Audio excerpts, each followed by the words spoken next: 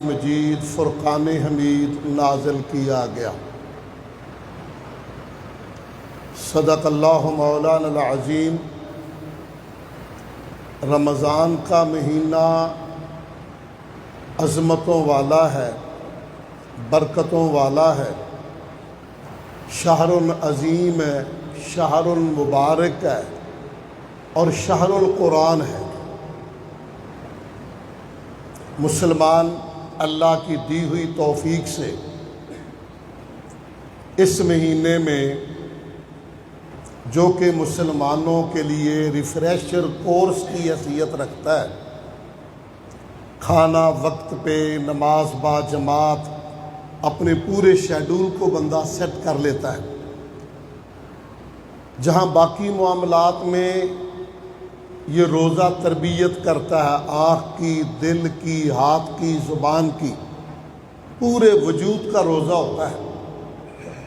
وہاں آج کی مجلس میں جو عرض کرنا چاہوں گا وہ ہے کہ اس مہینے میں سرور کونین علیہ الصلاۃ والتسلیم کی مبارک سنتوں کا اہتمام کرنا۔ افطاری ہے، کسی بھی حلال شے سے بندہ کر سکتا ہے، مگر خواہش کیا ہوتی ہے، کوشش کیا ہوتی ہے، سنت کیا ہے؟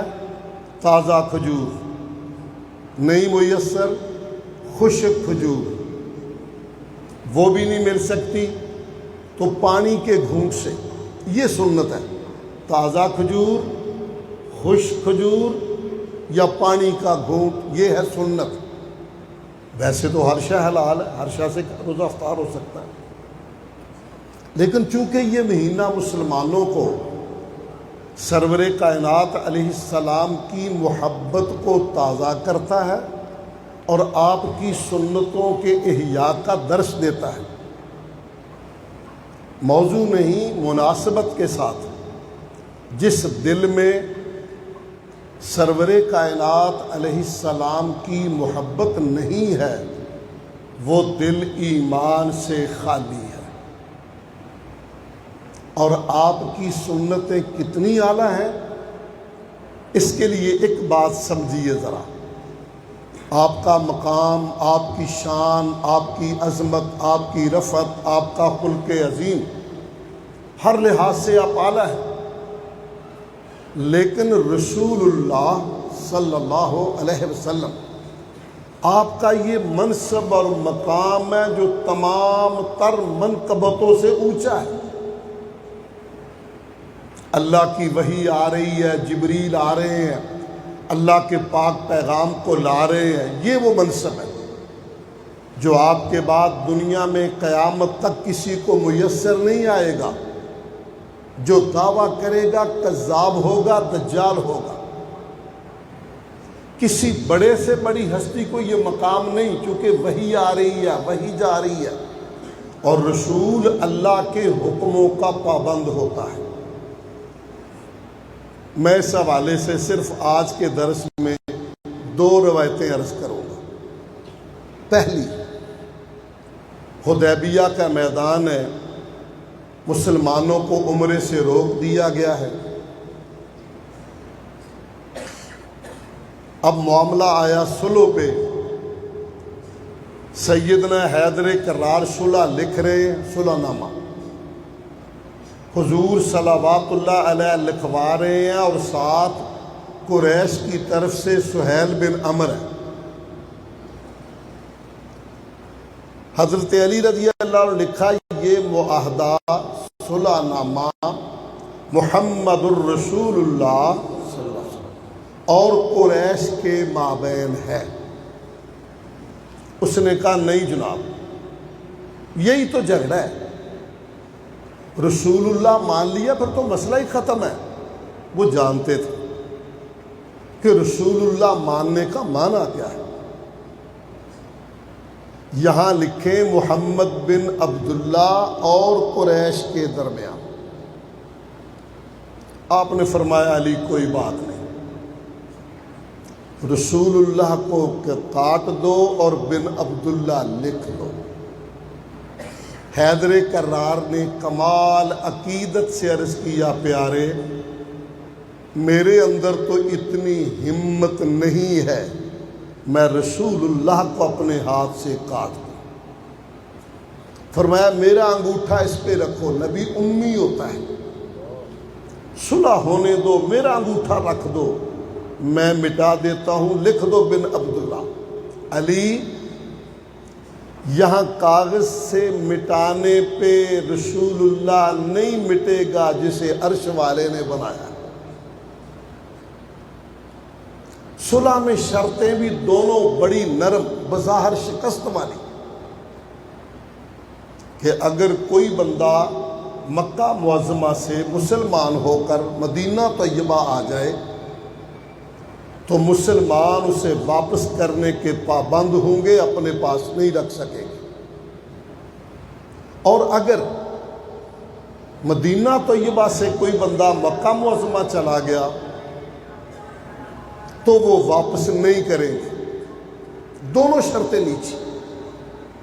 مسلمانوں کے بظاہر دل بجھ گئے، گھبرائے، پریشان ہوئے، اور تو اور سیدنا حضرت عمر فاروق رضی اللہ عنہ سرور کونین علیہ السلام کی خدمت عالیہ میں آئے اور کہا پیارے کیا ہم حق پر نہیں؟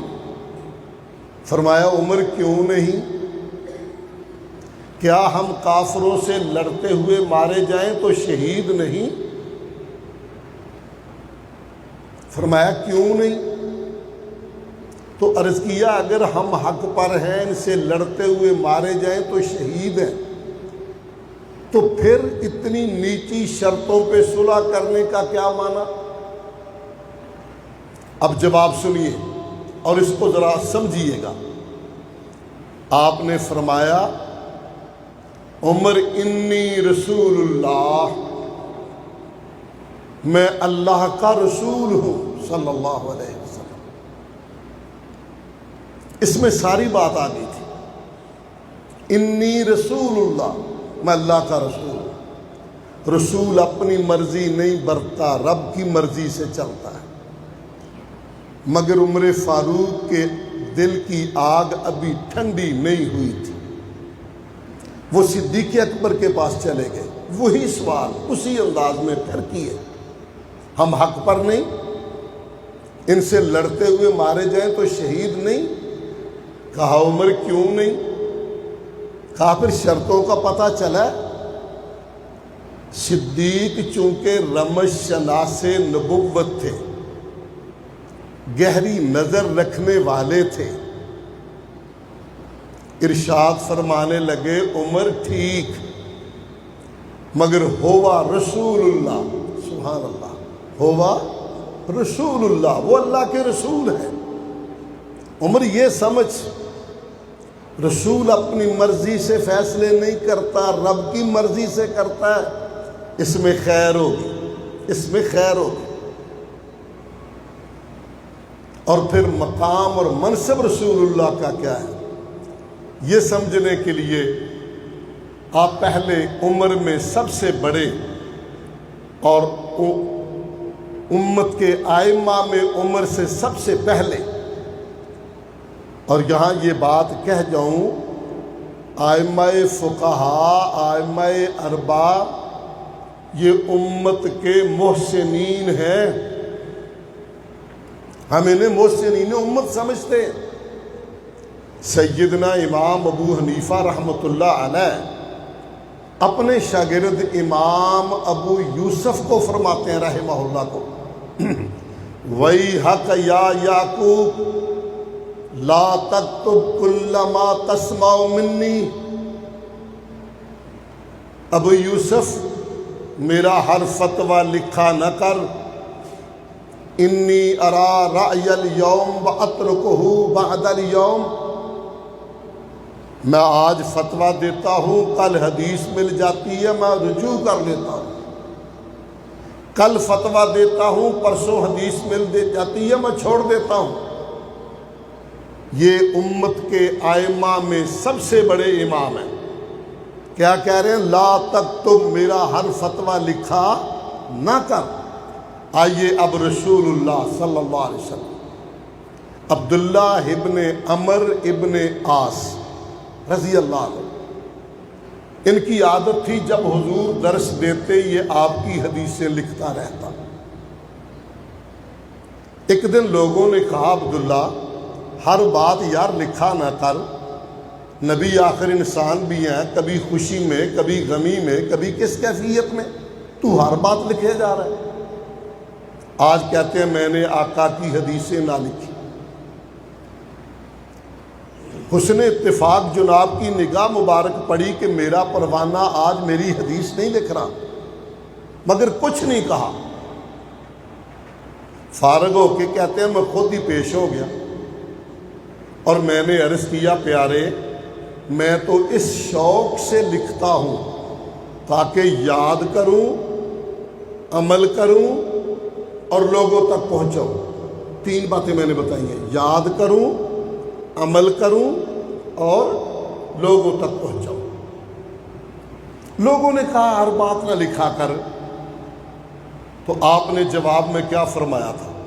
شہادت کی انگلی کو اپنے لب مبارک کی طرف کرتے ہوئے فرمایا اکتب یا عبداللہ، عبداللہ میری ہر بات لکھا کر، میری ہر بات لکھا کر۔ فوالذی نفسی بیدہ، اس کبریا کی قسم جس کے ہاتھ میں میری جان ہے، ما یخرج منہ الا حق، یہاں سے جو نکلتا ہے وہ حق ہوتا ہے۔ سبحان اللہ، یہاں سے جو نکلتا ہے وہ حق ہوتا ہے۔ حضرات چونکہ ہم سرور کائنات علیہ السلام کا کلمہ پڑھتے ہیں، حضور ہمارے لیے آئیڈیل ہیں، ہمیں اس ماہ مبارک کو سرور کائنات علیہ السلام کی سیرت طیبہ کی روشنی میں گزارنا ہے۔ روزہ صرف صبح سے شام تک کھانے پینے سے رک جانے کا نام نہیں، روزہ دل کا، آنکھ کا، دماغ کا، ہاتھ کا، ہر شے کا روزہ ہے۔ یہ تربیت ہے، ٹریننگ ہے۔ سچ بولنا ہے، کسی کی طرف برا دیکھنا نہیں ہے، برا سوچنا نہیں ہے۔ ایک تربیت اور ٹریننگ سالانہ مسلمانوں کی جا رہی ہے، اور جناب جبرائیل علیہ السلام ہر سال ماہ رمضان میں آتے ہوتے تھے۔ جتنا قرآن نازل ہوا ہوتا تھا وہ سرور کائنات علیہ السلام کے ساتھ مل کر دور کرتے، جس طرح قاری صاحبان مل کر دور کرتے ہیں کہ رات کو سنانا ہوتا ہے۔ آخری مرتبہ جناب جبرائیل نے 2 مرتبہ دور کیا۔ سنت یہ ہے کہ قرآن مجید کثرت سے اس مہینے میں پڑھا جائے، چونکہ یہ شہر قرآن ہے۔ کم از کم بہت ایک تو لازمی پڑھا جائے، اور آخری روایت سے لگتا ہے ہمت کر کے 2، آپ نے فرمایا 3 دن میں قرآن پڑھو، نہیں پڑھ سکتے 7 دن میں پڑھو، نہیں پڑھ سکتے تو 10 دن میں کم از کم پڑھو۔ قرآن مجید کو کثرت سے پڑھنا، اور جو فارغ اوقات ہیں ان میں درود پاک پڑھنا۔ یاد رکھیے درود پاک ایسی عبادت ہے، ایسی عبادت ہے اب تصور ہی نہیں کر سکتے۔ صحابی نے عرض کیا پیارے کتنا پڑھوں؟ دعا مانگ رہا ہوں کتنا درود پڑھوں؟ تیسرا حصہ پڑھ لوں، 2 حصے دعا کر لوں، 1 حصہ درود شریف پڑھتا رہتا ہوں۔ فرمایا ان شئت زدت، چاہے تو زیادہ کر لے۔ حضور آدھا ٹائم دعا کرتا ہوں، آدھا ٹائم درود شریف پڑھتا ہوں۔ فرمایا فإن شئت زدت، چاہے تو اور زیادہ کر لے۔ کہا پیارے 3 حصے درود شریف پڑھوں گا، 1 حصہ دعا کروں گا۔ فرمایا فإن شئت زدت، چاہے تو اور زیادہ کر۔ کہا حضور میں درود شریف ہی پڑھتا رہوں؟ فرمایا اگر تو درود شریف ہی پڑھتا رہے گا بن مانگے تیری حاجتیں پوری ہو جائیں گی۔ درود پاک کو ان دنوں میں کثرت سے پڑھنا، تلاوت کرنا۔